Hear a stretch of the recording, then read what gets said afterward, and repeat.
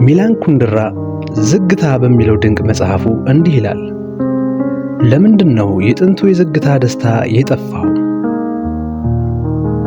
በግሪክ ፍልስፍና ውስጥ የነበረው በገበሬዎች ሕይወት ውስጥ የሚታየው በዝግታ የመራመድና የመኖር ጥበብ የት ገባ?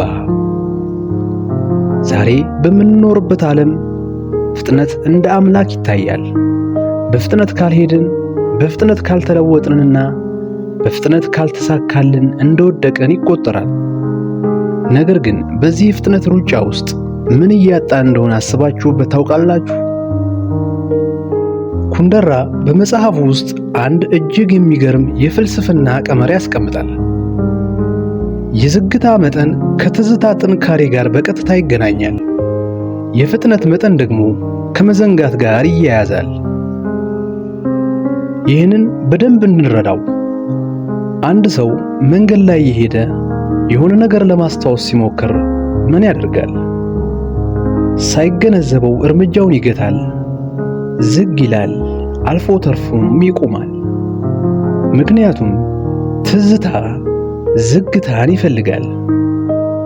በአንጻሩ ደግሞ የደረሰበትን መጥፎ አደጋ ወይም የሚያሳፍር ስህተት ለመርሳት የሚፈልግ ሰው ሳይወድ እርምጃውን ያፈጥናል፣ ከራሱ ሕመም ለመሸሽ ይሮጣል። ኩንደራ እንዲህ ይለናል፣ በዘመናዊው ዓለም ውስጥ የምንሮጠው ለምንድን ነው? ምክንያቱም መርሳት ስለምንፈልግ ነው። የራሳችንን ባዶነት፣ የሕይወታችንን ትርጉም ማጣትና ሞታችንን ለመርሳት በፍጥነት እንነዳለን። በመኪና ውስጥ ሆነን በሰዓት 150 ኪሎ ሜትር ስንበር እኛ ከመኪናው ጋር አንድ እንሆናለን። በዚያች ቅጽበት ሰው መሆናችንን እንረሳለን፣ ትዝታዎቻችንን እናጣለን። ዛሬ የምናያቸው አጫጭር ቪዲዮዎች ወይም ሾርት ወይም ቲክቶክ ለምን ተመረጡ? ምክንያቱም ፍጥነታቸው እኛን ከመሰላቸትና ከራሳችን ጋር ከመነጋገር ስለሚያድኑን ነው።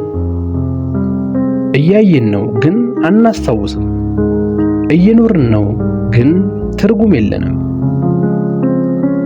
ኩንደራ በመጽሐፉ ውስጥ ወደ ኋላ ይመልሰናል፣ ወደ 18ኛው ክፍለ ዘመን ፈረንሳይ።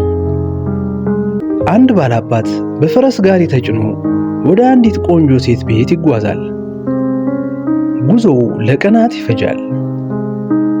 አሁን አስቡት፣ በዚያ ረጅም ጉዞ ውስጥ ያ ባላባት ምን እያደረገ ነው?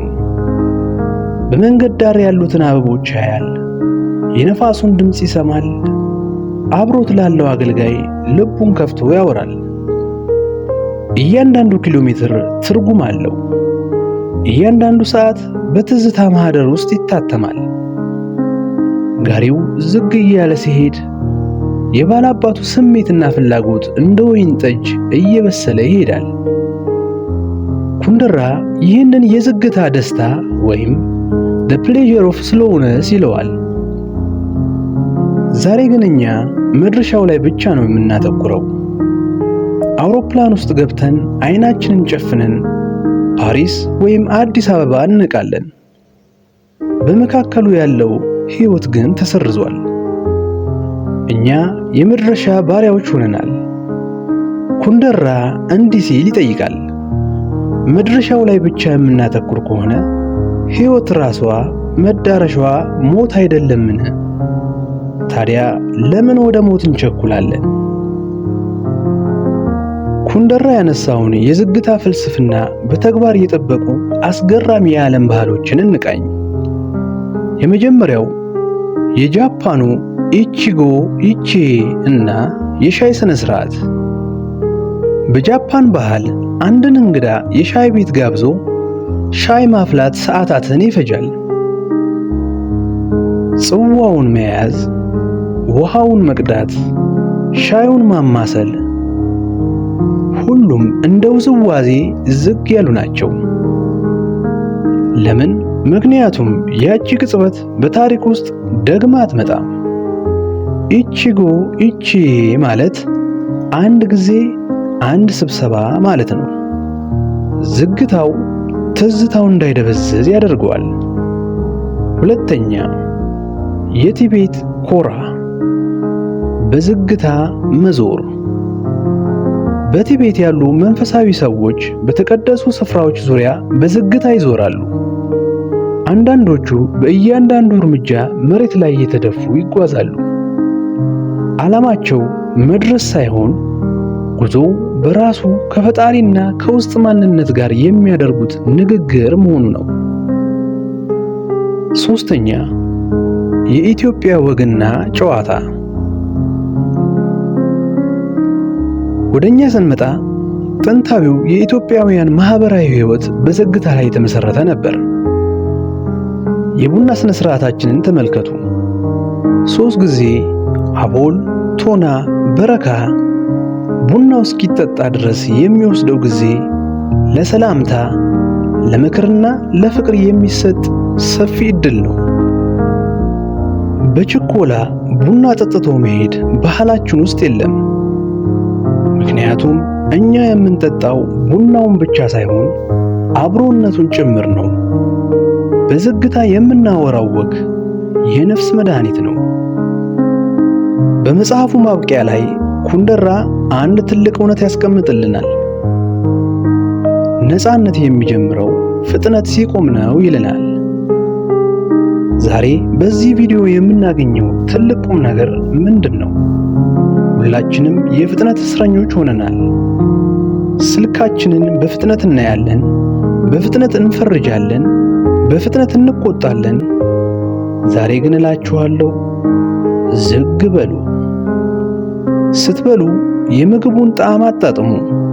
ስትራመዱ መሬቱን በዝግታ እርገጡት። ከሰው ጋር ስታወሩ መልስ ለመስጠት አትቸኩሉ።